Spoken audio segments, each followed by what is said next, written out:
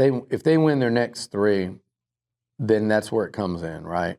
Hey friends, welcome into TexAgs Rewind, presented by Specs in the Rollo Insurance Studio. David Nuno, Caitlin Torn, and Ethan Jones with stats. So you depressed me during the show for a little bit, but then you brought me back up. What are you going to tell the Rewind audience? Let's make you even happier. Okay, I like happiness. So a lot of times A&M fans, after a loss like this, will be like, oh, A&M's a fraud. Oh, A&M's actually bad. You're already depressing me. We're actually still a good team. You look at stats in SEC play, we're in the top 3 in 9 different major categories. The one that stood out to me the most was scoring offense. We averaged 31.2 points per game, which that's second in the SEC in SEC play. That's okay. That makes me happy. Yeah. So on the show today, you don't have a favorite part, do you? Actually, I watched the very beginning with you and Olin. Okay, Olin. So that's my favorite part. You like that one? Yeah, it was entertaining. Torniak? I don't know if I can choose. It was really fun to have Tom Schubert back, I think. And then I love Tom. Billy, obviously, and Jonathan Hutton was awesome. So yeah, I think Schubert / Hutton. Yeah. You know, Ethan Jones was okay. Yeah. And Ethan Jones, of You course. were really good. Thank you. Thank you. I was average. I like my hoodie. Mr. Rewind, check it. Colorado, number 21 against Texas Tech. Colorado is in the Big 12 championship chase legitimately. Hey, I got to give Deion props for turning it around this year, because after that first game, I'm like, I hope they lose every game, but they're winning some football. Yeah, they're winning some football. They've gotten fortunate sometimes, and maybe the caliber of competition is somewhat questionable, even though they dang near beat Kansas State. No one's going to question that. So, yeah, they're getting better, and Texas Tech is trying to get back into contention in the Big 12 race. Look, take the over. Texas Tech leads the Big 12 in scoring offense. Did you know that?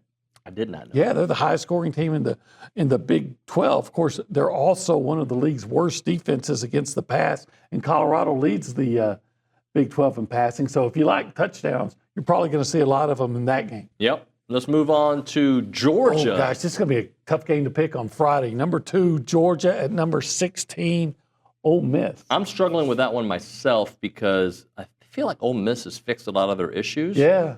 And the stats, if you look at stats, the stats, without a doubt, favor Ole Miss. Yep. Georgia's defense is good, but has been kind of, I don't want to say up and down, but inconsistent. Yep. Their offense, Definitely you don't know what inconsistent. you're going to get. It's like the box of chocolates from Forrest Gump. You know, whereas you know what you're going to get from Ole Miss. Ole Miss is explosive, and they're playing good defense. So statistically, man, I'm taking Ole. Except but doesn't Georgia just rise to the occasion like a championship team will? They do. So what happens if Georgia loses? What's their path to get to Atlanta? They would need. Everybody would have 2 losses, right? Right. I mean, except for Texas. Right, and then even if Texas Alabama would have the tiebreaker over Georgia with 2 losses, right? Yeah, Depending of course, on what happens. and we're going to get to Alabama in a minute. And LSU's only got 1 loss in SEC Right. play.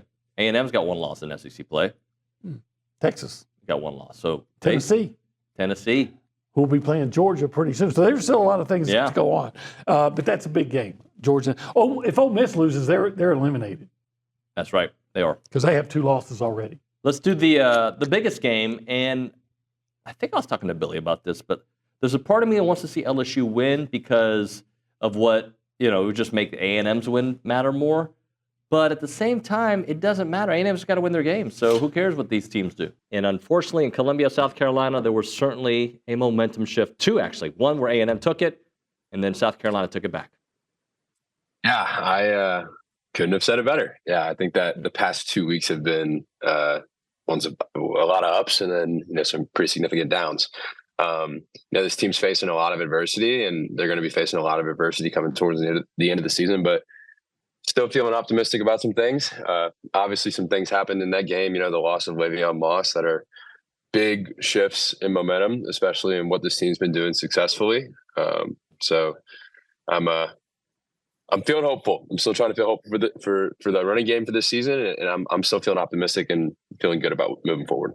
All right, so you're not that far removed from being in that locker room.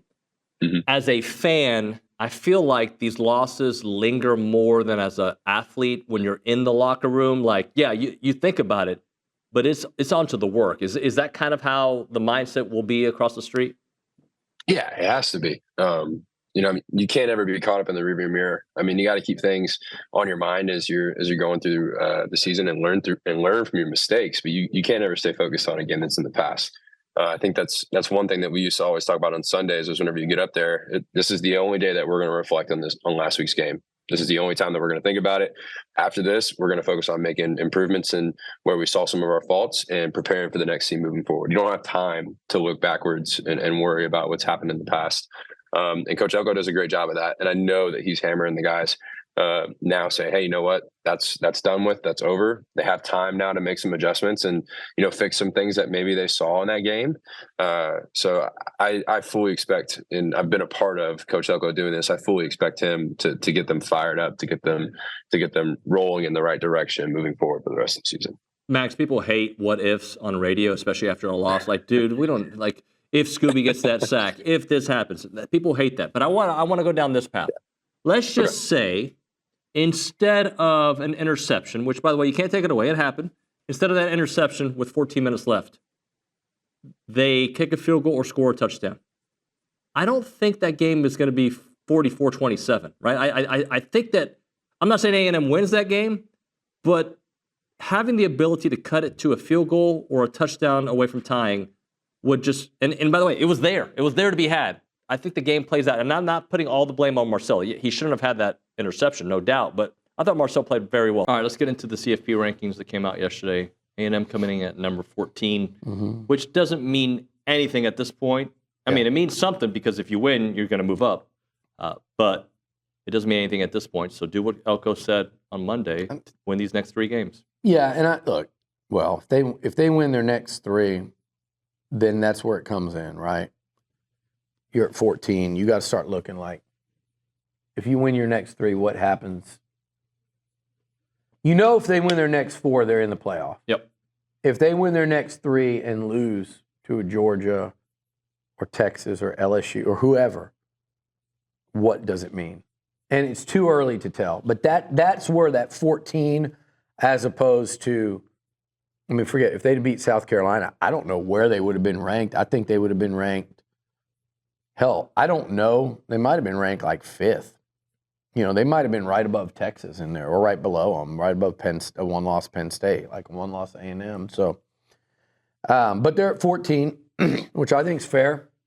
I don't look right in front. I've got a little issue with Bama, but Bama beat Georgia.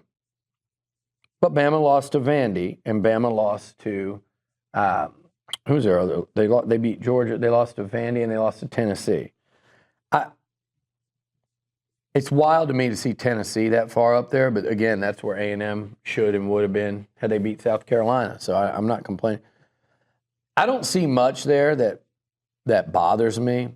BYU and Boise and SMU, it's like how many teams below them would have played their schedule and be undefeated, or in SMU's case, 8-1. I think there's a lot of them. I think there's a lot of teams in the country that would be undefeated on BYU's schedule. I think there's a ton of teams most teams would be 7-1 on Boise's schedule. They did barely lose last second game to number 1 Oregon, right? Those teams to me are still, they're a little fraudulent, but where they're at is actually okay, other than I think BYU's high at 9. Boise, SMU 12-13, they're around the 2-loss A&M, LSU, Ole Miss, okay. Usually during the football season, A&M, usually since I've known you, A&M football hasn't been up to par. This year, A&M has been up to par, except this past weekend. So just kind of give me your version of A&M football 2024 under Mike Elko. Pretty damn good. Like that, good, not great, but a chance to reach the level that we haven't seen yet, to your point. But I've been high on A&M. I follow you and Liucci. You guys know, the fan base knows what's possible there. I became hooked when what was it, 2.5 years ago for the Bama game. 2-loss Aggies team taking on Bryce Young and company, and look, winning. So yeah, I'm hooked on just the atmosphere there altogether, and I think it's going to be a great possibility for hosting a college football playoff game. I can't wait for this. Look, we've harped all week long on the lack of tackling against South Carolina, and that was a huge issue. I don't expect that to happen again. I'm not saying A&M's going to win out. I'd love to see, and I can make a case for why they could, right? Sure. But the lack of tackling is what right now is what I think about. But in reality, in 9 games this season, this has been a really good defense. 8 of the 9 games has been a really good defense. In that game, they just couldn't tackle. Well, I mean, there's always that's kind of I think that's the definition of how I would describe college football this year. Mm-hmm. There's always got that kind of one game for every team. If it's not tackling, it's Will Howard sliding down against Oregon, right? Like there's always something in these games as to why you can point and say, yeah, just it's a brain freeze or a coaching moment, time management, turnovers, fundamentals. Look, Beamer's always got one of those games in him. We all knew that, if, for instance, Kiffin isn't going to win the top games. He just doesn't do that. But he's going to beat the crap out of Arkansas last week because he's got Georgia this week. So it's just the ebbs and flows of the season. And look at it from this perspective. Based on what we saw in the committee and what they did last night, I don't think a 2-loss SEC team is missing this playoff. So there's no reason why A&M can't be that team out of the SEC. They were that team up until last week. All right, let's close it out. Torniak or Ethan? What do you think? Let's go one for one. 1 for 1. Do it. One. Okay, like, Subscribe, comment, share, and tell your friends. One more. tell your grandma. I guess your grandma should be your friend, though. So that's already covered. She said that. Well, anyway, Yeah. It's The Rewind. We'll see you next time.